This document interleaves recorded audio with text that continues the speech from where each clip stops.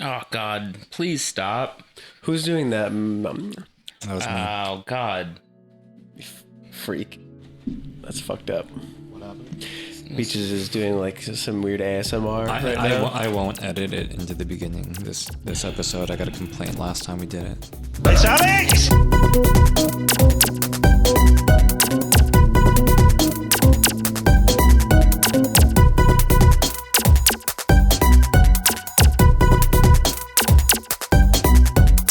Episode 196, A View from 202. Well. Decision day has come and gone, and there's really only one thing to say about it. Never in doubt. Mm-hmm. Up the Geos, into the playoffs with a last-minute dagger. There was no decision to make. No decisions to make. It was a foregone conclusion, basically. Just had to trot out there and just really deliver the final blow, final nail in the coffin to the wretched Sportball FC. I'm really glad that our transfer documents for you and Pat got caught in fax machine drama. It's fun. Yeah, it's funny how the fax machines just break during daylight savings, huh? Yeah. But made you sweat there. But yeah, that's right. GeoGuessr's into the playoffs. Really getting a great revenge victory over Sportball FC. It's pretty much how you'd write it. It was beautiful. Tell us about the goal and how it came to be. Yeah, not gonna lie, feeling extremely pleased with myself today. Just this whole week, probably. So now that I've done it, I guess scoring goals. It's easy. Playing forward, it's easy. Is it as easy as it looks? Yeah, as a it's fan? actually no. It's easier. Peaches, I don't know what you're doing up there. Patrick Clamara, don't know what you're doing up there. Just fucking put me in, Gerhard. It's really just hit it once, far post, cheese, easy. To be fair, this game I had injury trouble, so yeah. You did have a strategic injury game stoppage. That was 0% gamesmanship. What happened to your injury? Someone took a shot and I got in the way, and the way that I happened to be was the nads. Oh, okay. Straight in. Nice. 100% I thought it was your head. The way you fell, it was very confusing. I immediately crumpled over and the ref just came to me and patted my back.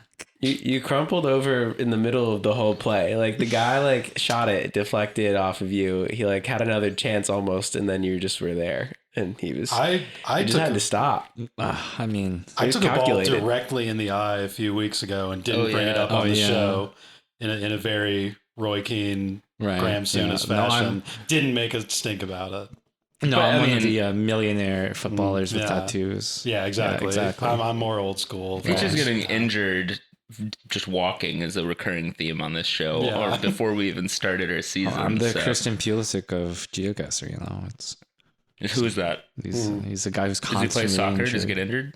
Yeah. He's a Croatian youth international. Oh, I didn't know. I thought he was like a secession character or something. Oh, yeah. Did you bring the cup? Funny story about the cup. Sounds like you should have brought a different kind of cup. This is true. There was a joke made when I said that when I recovered from my injury that I'm ready next dead ball, and then someone laughed. Oh, wow. At least you got to laugh.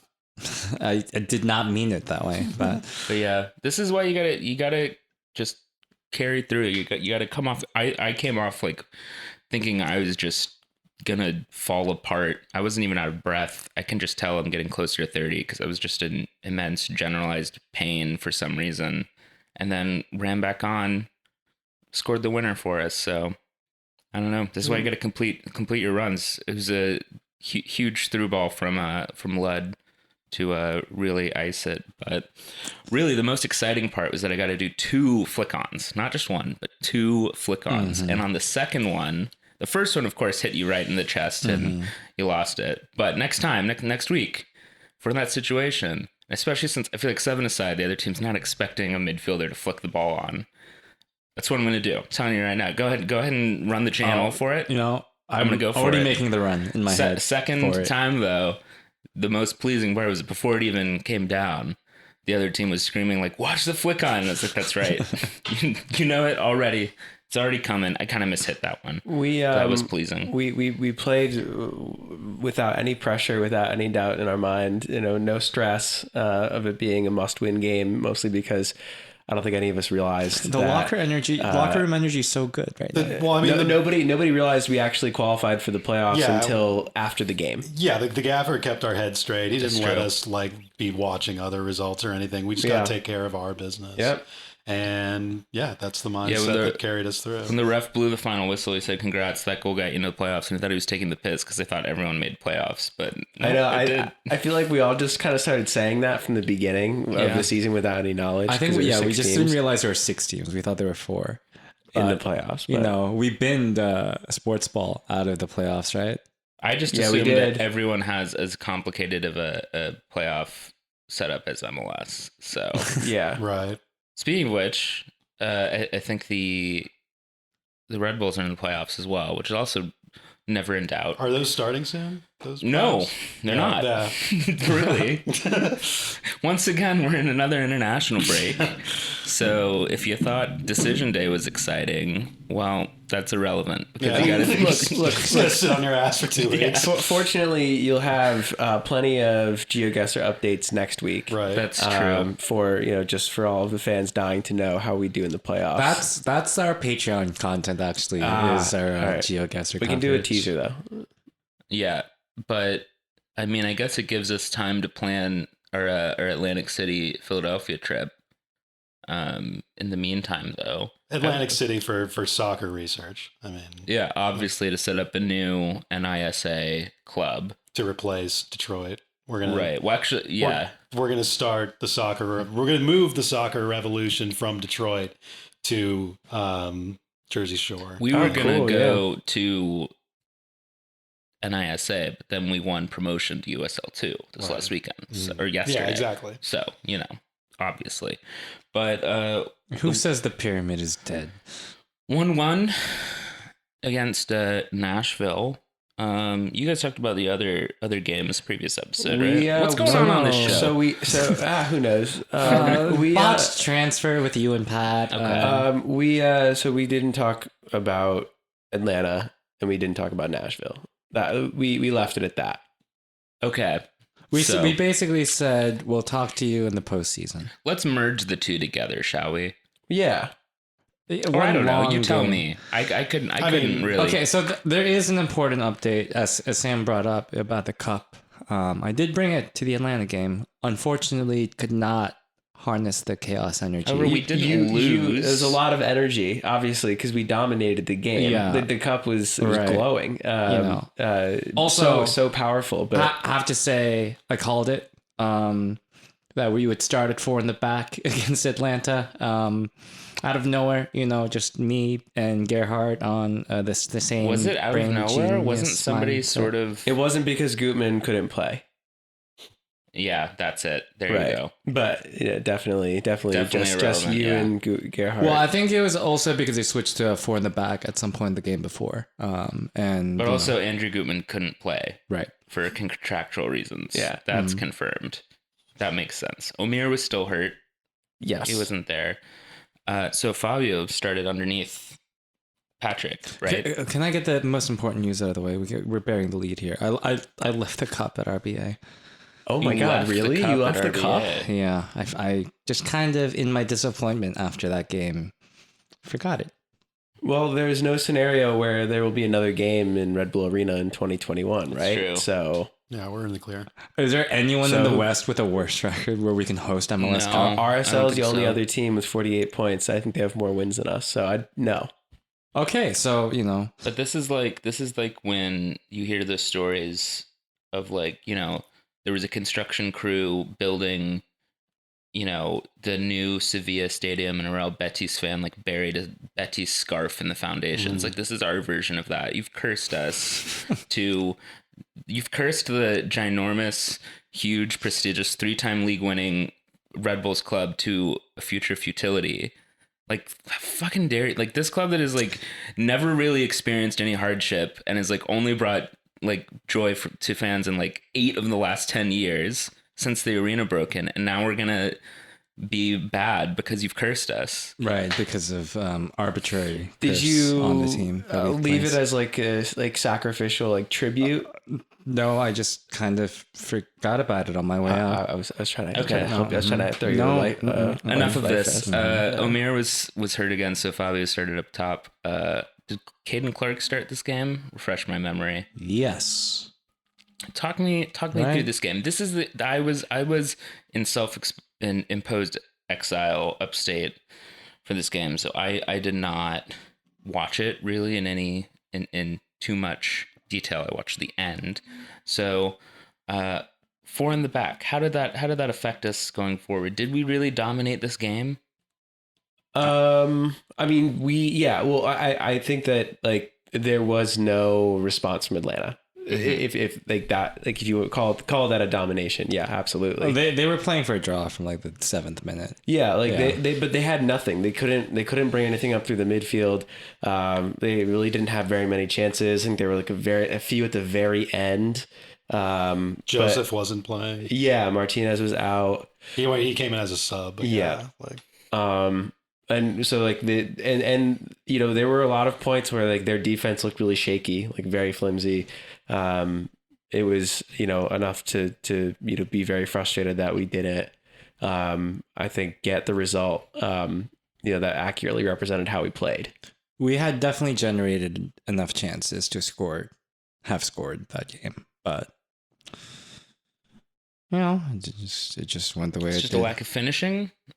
Kind of, I think, a little bit. We looked a lot better in the midfield, I thought, playing 4 in the back. Or, like, I don't know how much Atlanta was just not playing at all, but we did not suffer at all in defensive structure at all for it. I mean, Clark starting was, you know, kind of a difference maker. It was kind of clear how much you can chalk up the last few months of kind of committing to Carmona to Clark being kind of crocked since the appendectomy is sort of something that us as, you know, just outsiders would never be able to know. I mean, we have no idea what Clark's fitness levels were the last few months, but it's pretty clear that now that he is fit, that there really isn't any reason that Carmona should be starting over him in those kinds of roles right now. Not only does Clark, you know, just purely have a more multifaceted game all the way down to having,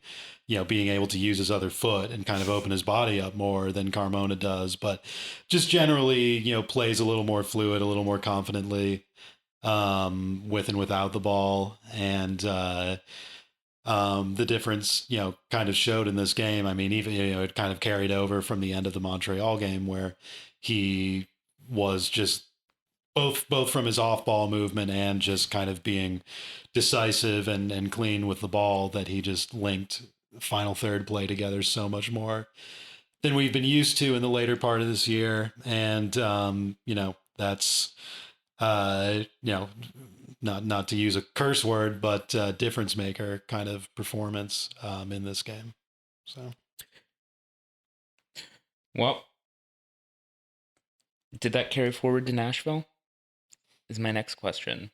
Because yeah, I mean, there really wasn't. Yeah. I mean, Atlanta was kind of, I mean, unless you want to go into the granular, like, I guess we hit the post a couple times. It wasn't that much. Atlanta was very much but- Brad Guzan tapping the head of one of his defenders for the whole game. The only other thing I want to mention about Atlanta before we talk about Nashville, because I mean, there's not a whole lot to talk about with Atlanta, but I mean, I felt incredibly frustrated that we didn't make a substitution until like the 84th, 85th minute. That was weird. That is the other topic. And so, like, in addition to, like, so there's that, because Struber was out for yellow card accumulation because he ran down the touchline to celebrate. Worth it. Like, I don't care. That was awesome. But we had Carnell, and then who was the Eibler. Eibler. How old is he? Like 26? 27. Damn. Yeah. He would be the baby of this podcast. Yeah, he would. Like- That's fucked up. Don't say that.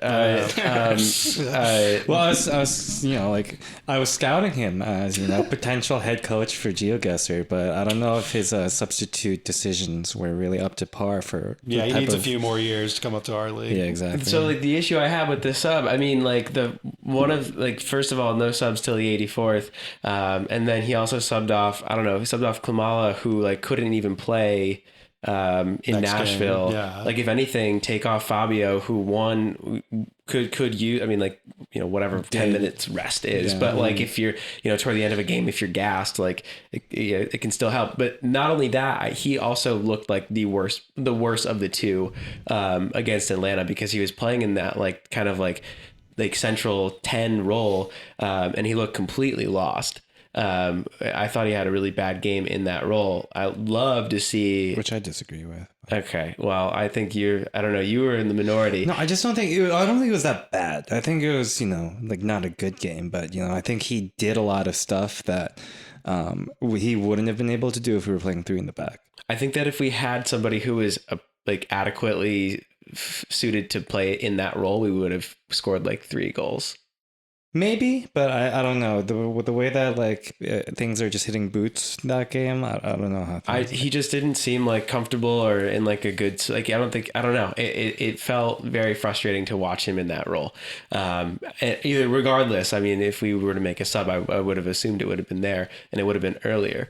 So I think that was incredibly frustrating. I don't know, that part of me just wonders like what Fabio's role is if it's not spearheading the attack or playing alongside Klimala, because I think he's a lot better in those 2 roles. I think a great example of that obviously is the Nashville goal, and other chances that he did create at the tip of the attack. But he looked, I thought, really bad in that like central attacking midfield type role that he often like lined up in against Atlanta. But yeah, it was definitely weird that there were no subs. It was very much like Chris Armas's first game at Yankee Stadium. Yeah. When, how much of it is just like, I don't know, being kind of deer in the headlights and sort of lost in the moment, and how much of it is just like, I don't know, like I tried to maybe pry at Struber a little bit, like not hard, but like that, saying, was there anything that Eibler and Carnell did different that you might not have in this game? And he was just he kind of brushed it off, but I was kind of like, I don't. Struber's definitely trigger happy with subs and likes to make adjustments early in half. I don't know how much of it was just like that he didn't, like he gave them instructions like, don't make any subs, don't rock the boat for my plan, or like, Eibler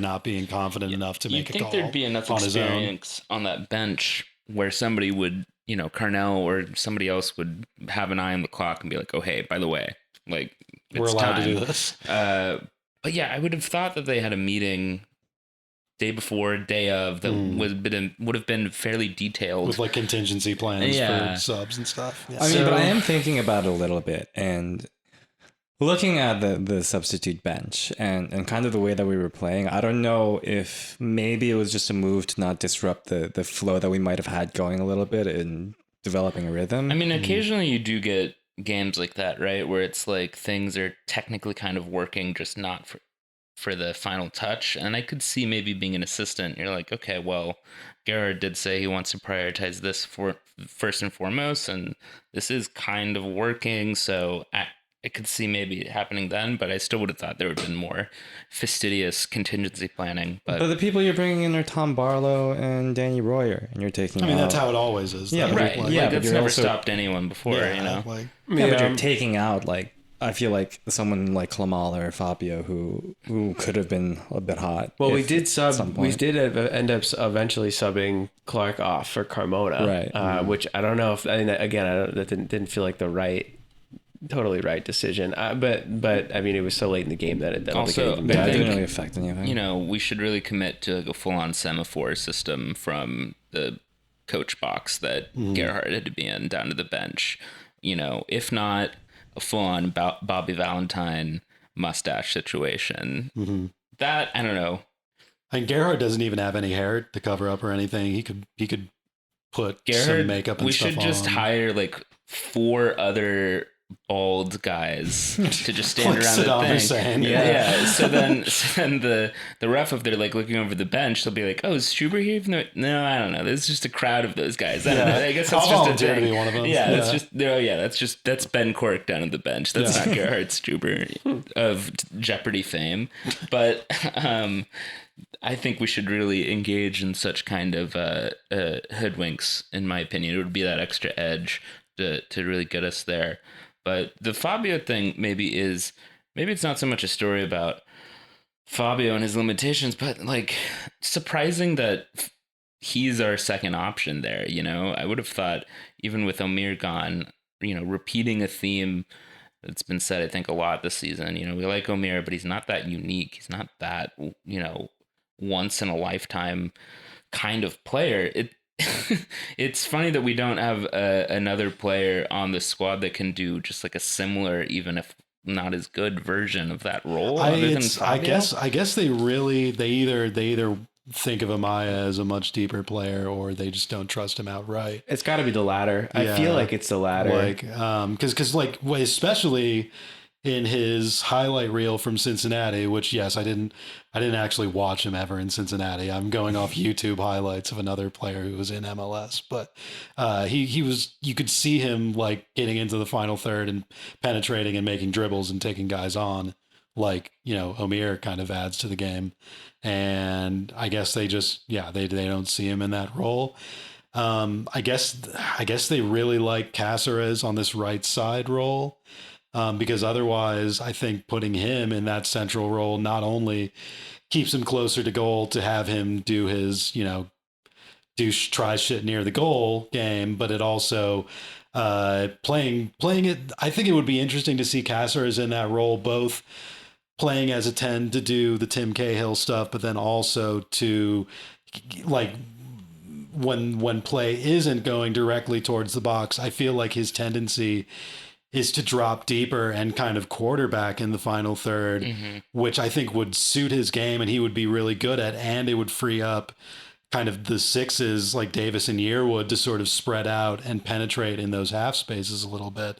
And I guess I'm kind of just going off a little deep into sort of fantasy land now, but I just like, I don't know why Cáceres isn't being considered in that role. I mean, it's not even like you're turning him into a defensive midfielder there. Right. You're still prioritizing his attacking play like Struber has wanted to do this year. So just food for thought. Yeah, and if you were to do that, then, you know, and with a healthy Omir and then Clark, I think they can both play a little wider, which they both seem to prefer anyway. Right. So then you could have, like, to me, that would be like the ideal kind of like attacking midfield trio. You know, with whichever striker above. Because I mean, it does seem that Struber is frustrated with what he's getting out of Fabio in this spot on the field too, right? Like it seems like he's often frustrated with his touch and his first move and first instinct. So it's really sort of baffling. The instinct to play him is, you know, in comparison to the other options.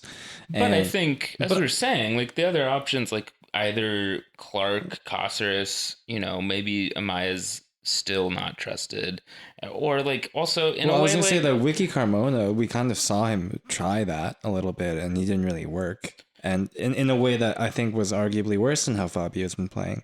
And you know, I think maybe with the options he sees at his disposal and like what he's seen in practice, it's just like Fabio's playing that role better than these guys. I feel like Carmona's played more in that right side. Yeah, he plays wider. Yeah, I mean he does, but I get the sense that I feel like most of the times he was playing, especially, you know, in the middle of the summer, he was not being told to do what Omir had been told to do. You know, he was doing something slightly different. But I don't know. I mean, presumably we'll learn about this, you know, not immediately soon, but soonish, if we sign some players, don't bring some players back in the off season. But I would be shocked if we're seeing Fabio here and playing in that position next year, you know, like that would be really unusual. So I think it'll either be somewhere else, or Fabio, if he's still here, will be further up the pitch doing something else. Like he was on Sunday. Yeah. I mean, yeah, I do think it is telling that he's, I think, much more effective as a lone striker up there. Yeah. Beautiful touch and kind of turn to finish that first goal in Nashville. And just regret we couldn't keep the pressure on. I feel like the goal we conceded in Nashville was very superficially similar to the last game we played against Philadelphia at home, where we just kind of gave up a set piece kind of close and ultimately it wasn't a total breakdown of our defensive shape. We kind of just lapsed in like a ugly down moment. But that said, given the kind of chances that Nashville was putting or threatening in the second half, it might even out. Where like maybe Nashville kind of on aggregate deserved a goal anyway. So I think it was a fair result. Agreed. Yeah. I mean, look, I think that to play the way we did against a team that hadn't lost a game at home all season, I think is really impressive. The goal that we got in 35 seconds was great. The one we conceded was frustrating because I thought that it was, if it didn't deflect off of Fabio's head, that could have been savable. It was, kind of frustrating to watch that. Twellman's breakdown of that. Too. Yeah, it's hard to disagree. He was saying on the broadcast that he got treated like a corner. So just have him on the near like post. Why weren't we treating it like a corner? And I was like, it was also kind of nice. I mean, like Twellman acts a fool in a lot of different ways, but like usually during games, it was like John Champion, I guess, was like sort of like chiding him, like making fun of him. He's like, why are you like rewatching that clip over and over again? And that's when he went into that spiel about like, I don't understand why they did this. And it just felt really refreshing to have a color commentator who's like just gets explaining engrossed into the game, being like, what the hell's going on here? Yeah. And like, which was nice, that's not to pump up Twellman too much, but like as a color commentator, he's actually pretty decent, I think. But agreed. Yeah.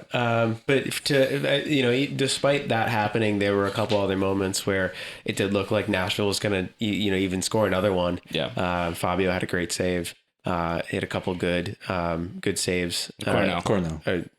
No, yeah. It'd be sick if Carlos Miguel.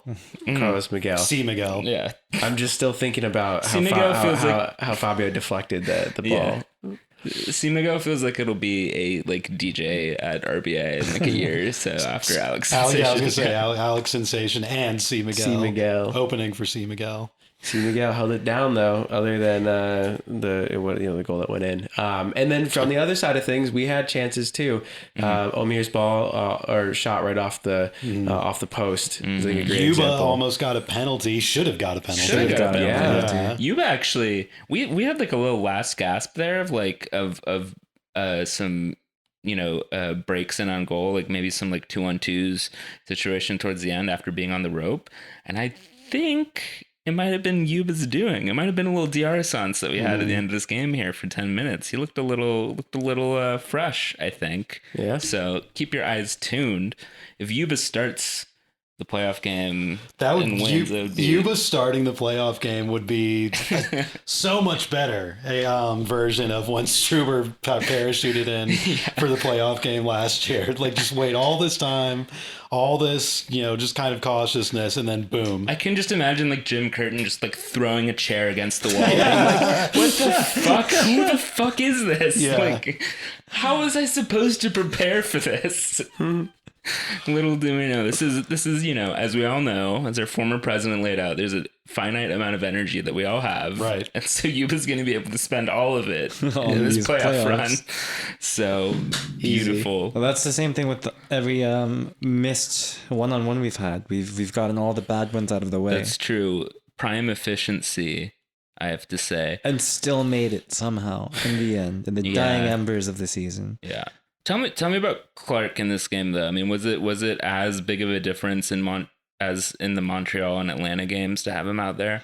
I just think that Clark's touch is pretty good compared to a lot of players, and then that helps his counter pressing a lot. He seems to manage to hold possession when we're breaking, but also, like as we're saying, like he plays a little faster than someone like Wiki, or like he sees runs and plays people in faster. So I mean, like he's just adding a little bit of speed to our transition play, as well as I think just like our counter press in general. He's a lot smarter about the triggers and stuff. I think specifically in this game there, right in the Fabio goal, you see where he and Cáceres kind of combine, in between the lines, and then break Cáceres free down the right. And he just does Cáceres stuff and throws it into Fabio. But Clark being able to run into those spaces is something that I don't think Carmona provides. And, just having the mobility and unpredictability in the final third is as important as anything. I guess in that way, he is the closest replication to the Omir role, which wasn't even really a role that existed until Omir randomly got played in the Hell rotation of August. But either way, Clark does bring that kind of verve to the play that we don't get from some of the other combinations that have been tried late this year. Yeah, I mean, I think that that example of how he had gotten the ball and was able to dish it out to Cáceres on the right for the goal. I feel like that's a very good example of how Clark is supposed. Clark plays that type of role really well. If sometimes against Atlanta, Fabio was asked to play that type of role and didn't do a very good job. But when Fabio was up, in that kind of attacking spot, I think he had a lot of great runs, and I think he did a really good job of being in the right place.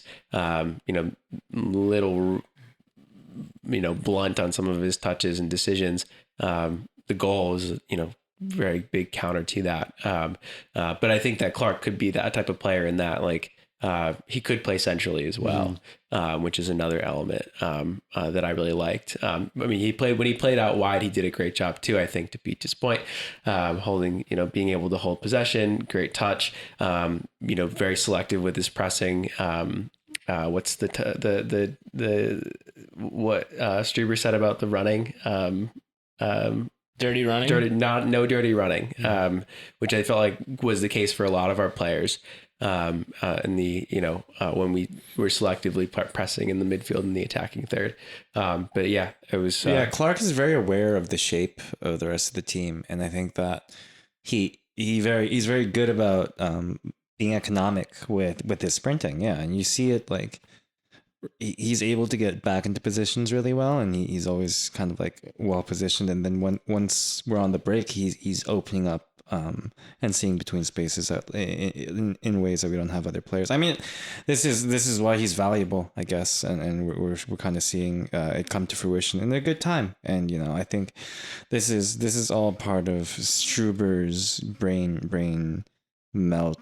Amazing pacing of the season, where he knew that we had to get hot at the end of the season in order to finally win MLS Cup, right? Kick it at their hands.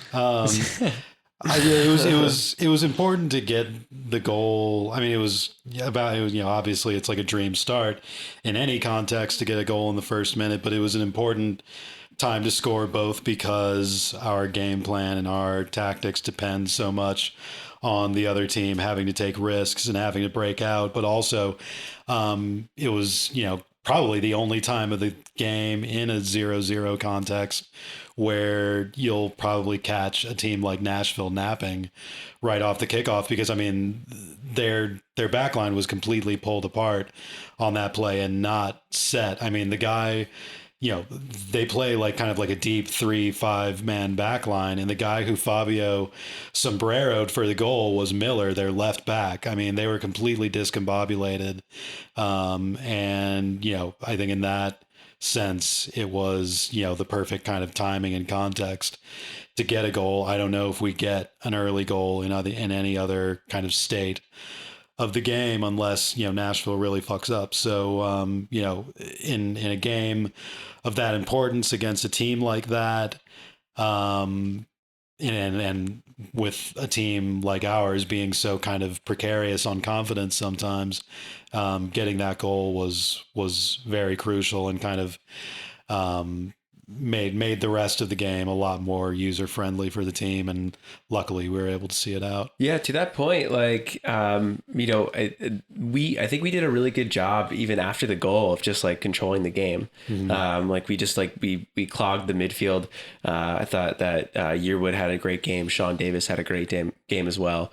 But they couldn't bring anything up. I think for like the next like what felt like 20-25 minutes at least, we were on the front foot. We were bossing a team around, you know, in their, you know, home stadium, looking very confident and comfortable, which I really enjoyed. I think it changed a little bit in the second half. I think it was very clear that we played a lot of games in the last few weeks. Players like Nealis got gassed, and you know, once Nashville threw on a bunch of forwards, we were kind of bending, not breaking, in that second half. But still a really good result overall. I think games like that just end up happening regardless of, I don't know, like our fitness in the way that. But Sean Nealis like looked. I think he looked more. He just didn't look sharp. Like he just looked gassed for the first time in a while. I feel like the last time that had happened was against City. Nealis, the big kind of story was that Davis confirmed playing every single minute of the season after this game, but Nealis probably not far behind. Yeah, he got subbed. He got subbed like a couple. Oh wait, no, he had that injury stretch. Yeah. That's right. But like whenever he was fit, he was on the field every single minute. Yeah, it is funny that Davis picked up a yellow this match, and since it was the last match of the season, I guess they have an amnesty for suspensions into the playoffs. So he just got fined instead. Perfect timing. Once again, really timing all of things exactly as we need them. Although it's funny, I mean, I know that they made the change in the World Cup a couple years ago to make it so you can't get a yellow to keep you out of the final. Although I didn't expect this kind of change. I mean, I feel like arguably you should just be suspended. Like, I don't know, but hey, I'm not complaining. I don't like yellow card accumulation rules, like, period. I don't know, like, yeah, it's like, I don't know, like the whole idea. I mean, the whole idea of yellow card, it's like, yeah, you did something bad, but it's not that bad. It's not like a player picking up lots of yellow cards is not somebody cheating. Like, you know, is there not a grace period in MLS? There is, but I think it's like, I think you have to go a certain amount of games with like no yellows at all. Okay. Not like whatever. I don't really care. Whatever. Yeah. Fabio, going back to his goal. I thought like that touch that he took was is like very smart forward touch to get into space, right? You know, I disagree. Oh, okay. Are you like trying to convince us? No. That the goal was good. Okay, I'm making a broader point. Okay. Yeah, okay. But you know, like if he takes that touch kind of further back in field, the defenders are going to be tighter on him, and that ball ends up kind of going to no man's land. So I think like it speaks to the fact that Fabio has not been playing to his strengths this entire season, and yet he's still been able to be productive in a way. You know. Mm-hmm. I'm just saying, I'm pretty sure I lead GeoGuessr in fouls, so I do have to agree that yellow card accumulation is bad and dumb, but, you know. I mean, that's what happened. You're playing as a rowdy target man at the top of the formation. Fouls, saves, goals. What else do you need? That's true, and I'm playing under Brit as the little 10. Brit's doing all the dirty work for you Brit's to finesse. The 9, yeah, exactly. The 10. Mm-hmm. But it is funny that after all of this, we finished in 7th, which I think is fair. I tweeted that out on the podcast account. It's about right for how this season went. But like, we're really just a couple points here and there from being further up the table. I mean, this Eastern Conference table is so mids, so painfully meh, whatever. Nobody was consistent except New England. Well, you're saying that we were mathematically, like, it was possible for us to get second place like 2 weeks ago? Until like one fixture ago, it was like possible for us to get, if Orlando's controversially, called off goal had stood, then if we had won out, we could have finished second. Which we're, kind of close to doing. We're not that far away from doing. But the point of that is just to illustrate how tight this all is, not to say that we were wronged or whatever, you know. Right. But it's not sort of, not everyone can be the Colorado Rapids. yeah. My crank take about this game actually was that at around halftime, you know, the situation was that we were tied with Nashville, and then Nashville's only real thing to play for was vying for second with Philly. And Philly was a man up on City, and they had Gideon Zelalem, who's playing for some reason, got sent off. And so Philly was up a man and up a goal. And I think if Philly had like just adequately put the game away and scored a goal or something, I think at halftime, with like enough time to play, Gary Smith is probably like, yeah, all right, lads, just like don't get hurt, you know, like don't overexert yourself. Don't want anyone, you know, tweaking something. Don't want anyone getting a red card or whatever. But once City got back into the game, I was like, oh, they're just, you know, they're not going to be scoreboard watching anymore. They're just going to be going for it. It's like, God damn it, Philly, good for nothing. Probably could have just cruised that game out. And now we have to play them. We'll get there. We'll get our revenge. Yeah. Yeah, so true.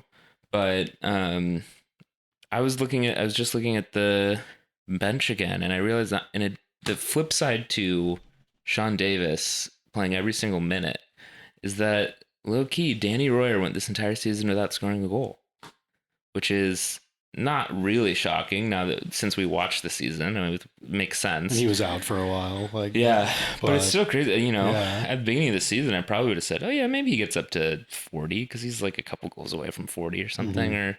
But I mean, it was whenever he did come on, it was a talking point. The fact to mention that he hadn't scored in like a year. Surprising is telling, I think. But I think also looking at just all these people trying to like reposting a lot of their predictions from at the beginning of the year, really the one thing you look for, I think, to compare is like, where's New England on everyone's? Because like New England's the only team really in the East that stands out. And I feel like looking at these, it highlights to me that like really nobody knew what the hell was going to go on in this league this year, and no one knows still. Oh yeah, because last year was fake. I mean, right. Columbus won the title, and then they were just butt this year. Yeah. Like, you know, even Philly. I mean, Philly won the Shield, and you know they had some good stretches, but yeah, they were part of just the muck in the East also.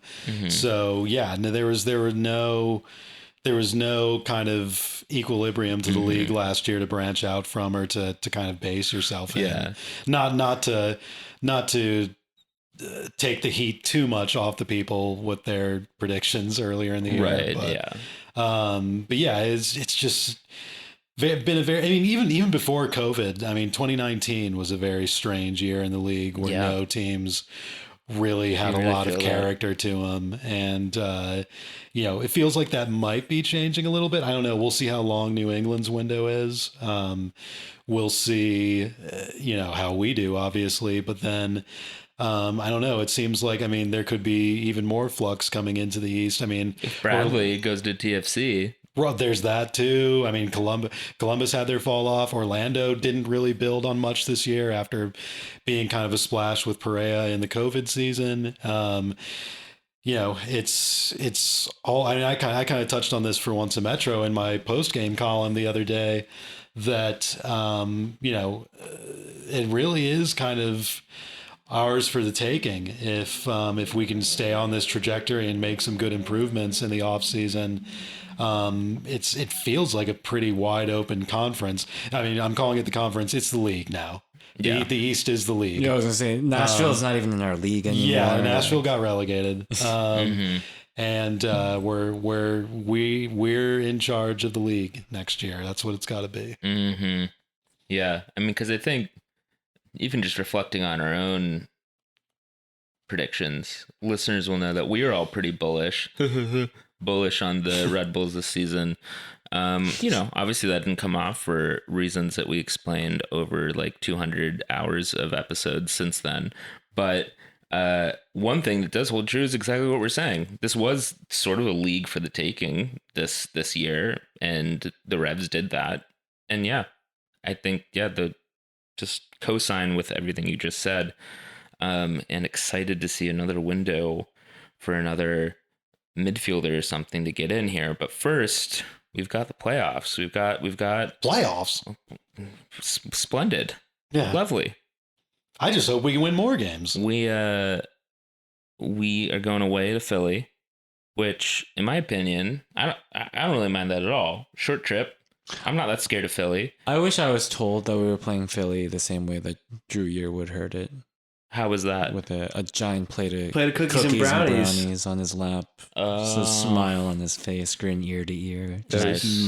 munching on the brownie. I Yeah. love when the boys get treats when they do good things. Do you think they have like a plate of brownies after every match? Is that just like a carbo load? It might be thing? a carbo thing for recovery. I like to think it's just a treat thing that like Gerhard was like, Bernd, bring in the treats we promised back in April. He has a locked like trunk that he takes the team with him. Yeah. That it's transparent, so you can see all the treats in it and salivate. And it only gets opened up after a win. Yeah. It's like the dessert cart at the Rodizio. Yeah. Yeah, You just bring it out for looking, and it's like, okay, we finally got the final trots But end it's of the scary season. and we can German. eat. Most importantly. It's probably spookish, probably. But anyway, I'm not too scared of Philly. We've played them pretty tight this year. I mean, look, the 1-0 game in Chester feels like forever ago. I mean, we were both, I think, very different teams back then. And I do think that game was actually very, very much shaped by the fact that it was the first game that either of those teams had played in front of a crowd of any size in Yeah. at least a year. It was still only like 50% capacity for COVID reasons, but it was still like much more than anything. Literally the first Klamala game. That's true. We played well in that game. Yeah. Yeah. And then it was that early Corey Burke goal that sort of put us behind the 8 ball, and then the Goodman got injured, I think. Whoever was playing left back, Duncan ended up having Tarek, to Tarek. Tarek, yeah. Tarek was playing. That's right. honestly, yeah. I mean, Because that Goodman was injured before that. and yeah. then the first goal really was created sort of by one of Tarek's adventures into the middle to try Right. to head it away, I think. Mhm. And then that kind of led to the imbalance and then that was the game where Duncan had a little bit of a mare. So I think in both mentally, tactically, physically, we were all just so different from where we are now in a lot of ways. Then the next game we played against them was sort of one of the turning points of the season, in my opinion. I really feel like that week. that late Santos goal was the moment we got shook. Yeah, we folded a little bit. for those couple months. Yeah. I think that if we pull out that win, Right. and then we even just pull out a draw against New England the next game instead of a loss, I think that the rest of the season looks different. As we said already, mathematically, it already Even changes down to the things. Yeah. table. Yeah. Yeah, like, you know. But I'm even more in like a mood sense Yeah. also. Oh yeah, totally. Like, Which is this is a good opportunity to actually mention Profe calling his shot though. oh God. There was, in that game that DC and City played at RBA, like City scored a really last minute winner, in large part because DC did not play the ball into the corner. Not once, but twice when they could have. And really, it was really last second. Like, it really would have killed the game. So Profe tweeted about this at the time, and I don't think he even tagged anyone. I think Julian Gressel, Steve Cangelotti's Ballon d'Or candidate every year, replied to him and was like, sorry, no, man, like, we unless played a win. Unless this point gets us into the playoffs, I play that cross 100% of the time. You got to win. Lo and behold, has missed the playoffs by 1 point. Profe was actually unnecessarily gracious. He was like, "Oh no, he's still right. You got to have a winning attitude." But we all see the record. We all see the receipts. So amazing. But yeah, I think that second Philly game is, and I think that was a good example though, as well, that's one of the more clear examples, I think, of like the young team versus a more seasoned team. Because I think that Struber, Thelwell, a lot of people have been pointing that out this year, and a lot of times it's hard to notice discrete moments of it. But yeah, that's probably a good example of Philly having just a little bit more seasoning, a little bit more it was also time together as a team to kind of punch us in the mouth there. Yeah. It was also a very didactic example of what the injury crisis was, or how the injury crisis was holding us back. in that middle of the summer, because the goal that Philly scored late in that game was literally Santos straight up out jumping Tom Edwards, having to play as a center back. And, you know, the fact that we're now actually a conventional backline again is a pretty obvious upgrade from the state that we were in then. And yeah, just generally the team is much more confident after the last couple months, much more, you know, able to visualize themselves seeing out games as opposed to, you know, letting a team like Philly just throw stuff at them and, you know, nick a goal. And, you know, I don't know what Philly's, I mean, obviously it's not great, you know, like the rest of the East, like we were saying is, but I don't know what Philly's form is like too much the last month or so. They're two wins, 2 draws, and a loss.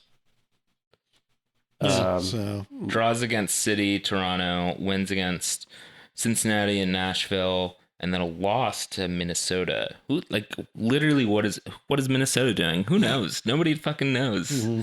Nobody's been to Minnesota. That's ridiculous. What is the West up to? it's just another league. It's basically the Canadian Premier League. Yeah, the Galaxy didn't make it. Yeah. Oh yeah, God. Yeah, neither LA team made it. No. Yeah, no California, No or California or Texas. Texas. Wow. But the third game we played against Philly was the 1-1 game second game at RBA, which I think is the most forgettable of the bunch, at least for me, even though I was there. We conceded a goal to Santos again on a corner. Which was just garbage. I mean, There's it not was, really that much to say about that Yeah. one, is there? it was just a weird little bounce. It was frustrating And then- because I felt like we were quite good defending set pieces, even during the injury crisis. I thought we were doing a decent job at it. And then something like that happens where I'm like, well, fuck. But then we strike back once through Omer to get a 1-1. And looking at the lineup for that game, I think that was early on into the sort of Davis-Yearwood pairing, where at the time, I don't think it had really emerged as like a confident trend yet, because we were kind of churning through a bunch of different midfield looks. And I think in the month or two since we played this game, Davis and Yearwood have really congealed as a duo, as a partnership in the midfield more. So I'm feeling good on that front as well. In that game, we also had Tolkien and Duncan playing out wide, and 3 center backs. With actually Gutman was one of the center backs in that game, not even Edwards. So we did have sort of the typical. I mean, honestly, we have the lineup that I would expect us to play this coming game, which is the 5 in the back, Yearwood, Davis, Klimala up top with Omer and CCJ underneath him. It's kind of what I would expect. Maybe a Fabio appearance somewhere, but if all of those guys are healthy, I don't think, based on what we were saying earlier about the Atlanta and Nashville games, I don't think it makes sense to put Fabio in for either Omer or Cáceres. And Omer did play 15 minutes on Sunday, so presumably he'll be fit. And we have time until this game. Yeah, Yeah. damn, we're gonna need to schedule like a scrimmage or something. Like, damn, Yeah. 2 weeks. Didn't Bruce say that? Bruce, I mean, in New England's gonna have to be off for like a exactly. month. Colorado too. So But, you know, like we might, you know, what if we win this game, we play a cold New England maybe. No, we play Nashville or Orlando. Oh yeah, is there reseeding? Yeah, I thought it was reseeding, right? Is there? I don't know. I've tried. Oh, is it not? Is it reseeding? I've thought been it committing was- professional malpractice by not I don't know, dude. I don't give a looking fuck, up what to be the honest. format is. Yeah, No, but I'd be We looking play who we forward play. to playing like all these maybe teams that are New England. all the. I mean, you know. like we've been talking about too. Like all these East teams are on like the same level anyway. Right, so exactly. I'm So- not like extra scared or extra bullish about any team that we would face. Right. So- And- See, I would except New England. I would know but how, like every how time we this play works. New England, it's been close. I would know how this works if I had done the MLS bracket challenge, Ah. and I would try to do it, but the website doesn't fucking work. It hasn't worked for 3 Don fucking Garber, years. Donnie, Just fix it. just does anyone know how EA fucking Sports. website works? Got people locked and loaded. The MLS website should look like Craigslist, all right? Yeah. Like, nobody wants to Geocities. watch your stupid fucking videos. Nobody does, all right? This is why you people send desperate bait for all the biggest morons on Twitter to get mad about for the rankings. All right, you can't fool us. I won't visit your website again. I didn't for an entire year, and now that I know it still doesn't work, I'm not going to do it again. Actually, ever since I learned about FootMob, I haven't even opened the app. Same. So Yeah. absolutely, pivot to video. What is this? Fucking 2014. Anyway, what is the? Oh no, I know the qualification system, but what is the? See, I'm on Wikipedia trying to figure out if it reseeds or not. What is Yeah, let's look one game ahead. Yeah, anyway. I'm not even fussed. I was just bringing it up, but Okay, it says there's no reseeding, but it's in the past tense. So who fucking knows? Who fucking knows? The whole thing's Who broken. cares? I don't know. I mean, I'm a little nervous about Philly. I just feel like they've always kind of like played that role in the recent past of just kind of like beating us in close games. which is It's why we're very playing with house money, frustrating. though. Yeah, which is part of the reason why I don't mind playing them in a way. Whereas, like, if we lose to them, I'm not gonna be too mad about it. been Well, no, there. I get that part, Because but there was a decent portion of Sunday where we were going to be set up to play City first round, and I was like, ooh, Nightmare, yeah. I don't know, like this season, like it's going to happen eventually, but like that's kind of the only stakes I'd have left to be mad about, and I feel pretty comfortable in like this whole house money mindset and everything. And I feel like, Sam, to your point, maybe like like, there's a very decent chance that we'd lose this game in a tough fight, which is kind of why a lot of the posts from the team account, about keeping receipts and stuff makes me think like, all right, let's calm down a little bit. Like, we might play well, but still lose. Like, all right. But if it's Philly, I'm like, yeah, whatever. It's Philly. They beat us. So what? that shit's so frustrating to me, though. I feel like I don't know. Yeah, part of me has this deep fear of like, okay, we play City in the playoffs, and then this is when they go and win the fucking cup. But like at the same time, they would absolutely dread playing us in the playoffs because Yeah. we've had their number this season, and they have very low confidence in the team's ability, especially over the past couple of months, 2-3 months. But with Philly, like I mean, right now they're on a 5-game unbeaten streak at home. They've always kind of played well against us in the recent past.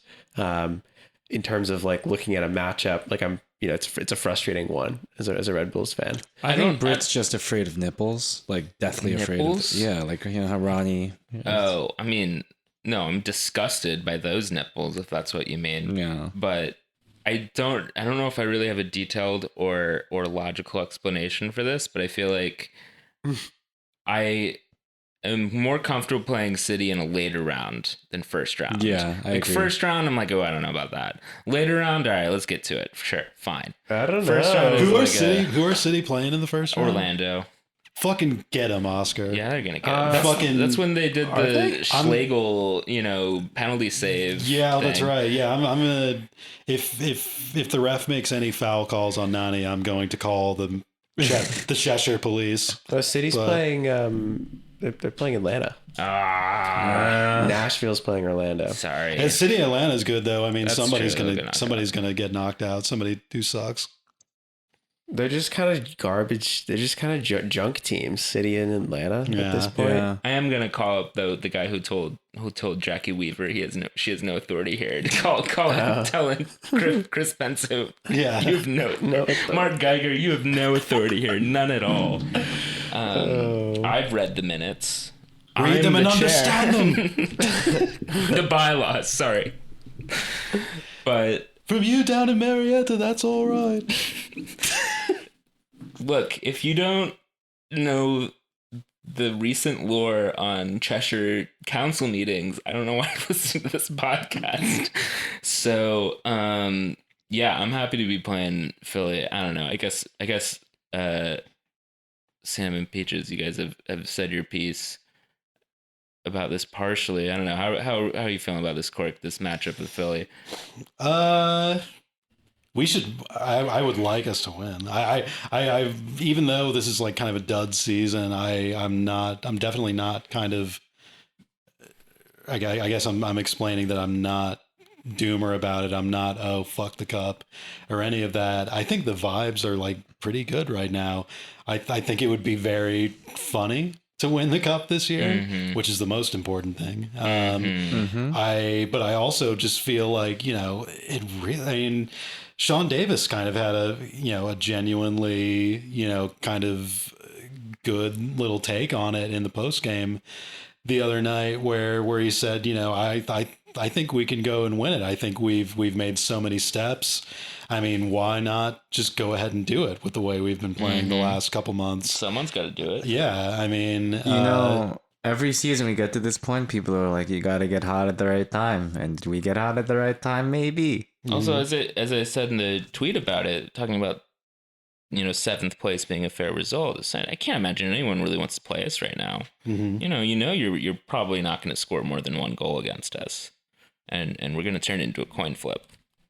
We might win those coin flips. We might force our way in, especially if, we've been getting kind of close to these second goals a lot of games. It's not inconceivable that some of them start going. Yeah. I think also it would do a lot of good to like have a run, like to like win 1 or 2 games, even if we don't win the cup. Like, I think this is a set case. the tone for next year. Yeah, this is a case where like that I think would make a real difference. Because like last year was so bizarre for so many reasons. One of them being Struber parachuting in for 1 game, and then we end up playing a game that on paper is kind of close, but not really. But like we end up losing to the team who won the cup. And it's kind of similar to 2017, maybe, where you're like, oh, I don't know, maybe we were not one of the worst teams in the playoffs. Like, maybe we're okay. But it's very unsatisfying. You just go one and done in that kind of way, even if you lose to the person who won the cup. For this one, it's like, I think that would be very annoying, a way to be sitting here next March being like, well, I don't know, like, the team was showing promise. Like, let's I'd rather be asking myself next March, like, did that team overperform when they made it to the finals and won it, It would be very funny. I'm with Cork. It would be so funny if we won. It would be so... I think it'd be really funny. I think the banter would be off the charts. It would be very banter if we won. Yeah. I was just looking it up. It looks like Philly hasn't allowed more than 1 goal at home since May. It's going to be a real bruiser. Lucky for us, we play a lot of 1-0 games. So I like our chances in that sense. I need a replacement cup. What better to do it with than the MLS Cup? Wow. Right. They'll give it to you personally. I mean, the lore is so strong at this point that, They know. Yeah. The team knows. Exactly. Are we going? We going to this game? I think so. Yeah, let's do it. Can you get a car? We'll see. We'll figure it out. I'm trying to figure out, does anyone know is there extra time in playoffs? Okay, last year there was extra time. And I assume if last year's COVID thing had extra time, we're probably going to do extra time again. So theoretically, we could be playing a lot of extra time this playoff run. Oh, Things yeah. go well. We'll play a lot of extra time. But I wonder who do you think our penalty takers are? Klimala? Carmona, Really? probably, if he's on the field. I think CCJ probably takes one. Oh, yeah, Yeah. him too. You know who I don't want taking one? Oh, you know who? Clark. I don't know. Doesn't give me good Yeah, I energy. see what you mean. Duncan too. Yeah. Definitely. Davis, though, Davis can take one. I feel like I bet Goodman takes a good one. I was just saying, I feel Nealis like probably takes a good one Yearwood too. probably takes a solid one. Oh yeah, that's true. Come on. Cornell. I was thinking. I could see Cornell being like 6th or 7th on the list. Maybe not like 1 or 2. I feel like Reyes would be pretty high. Yeah, he's Reyes. got like a pretty strong foot. Yeah, Reyes might roof it though. Or Yeah, might no, put it over, he'd be higher than you'd expect, and he'd miss. I think. Sean Nealis, I think, would go like 10th, but just like take a surprisingly good one. He's like, Right. what? I just didn't think about Just it. no nonsense. Yeah, it's like burns a hole in the net, just like. Oh, I bet Tolkien takes good ones. Yeah. Yeah. I feel a little shaky though. I feel Yeah. like he get. I could I think see he get a him- little nervous. Yeah, I could see him just being like, oh, I'm good at this. I'm going to try to pull off the best penalty of all time. That's true. And then, there was a moment in the Atlanta game that it kind of, it got posted and like got mildly viral or whatever, but where he he did like a spin move on a guy that was a little more than the moment asked for and kind of threw him off his run. I feel like the second touch he took, I think he burst past him with one skill move. And right. I It feel was like, a good first dribble. and then his second skill move took him back to his defender. And I was like, oh, okay. But yeah, like that being kind of a microcosm, I think, of what you're talking about with his approach. But yeah. But I feel also, I mean, Cornell, I mean, oh my God, if there's another Montreal like incident with Cornell and penalties and a penalty shot this offseason, There fucking unequivocally will be. It's going to be a disaster. Maybe not for us, but in this playoffs, they're guaranteed at least one disaster VAR situation. They've really been racking them up the last few weeks. So yeah. Well, there was like the no VAR thing with RSL and SKC. Right, yeah. I Did never you all got see around to that? watching that. No. What the fuck? It like hit the defenders. It went off Glad's, the defender for RSL's hand in the box. Should have been like a super clear penalty. And Espinoza. the refs like apologized for it. See, the one in Orlando that I mentioned earlier, that's a case where I'm like, God, just go with the call on the field on that one. That one is so like, it's, maybe it's going to be a natural part of it where somebody's going to complain after, but that's kind of just part of sports at a certain level.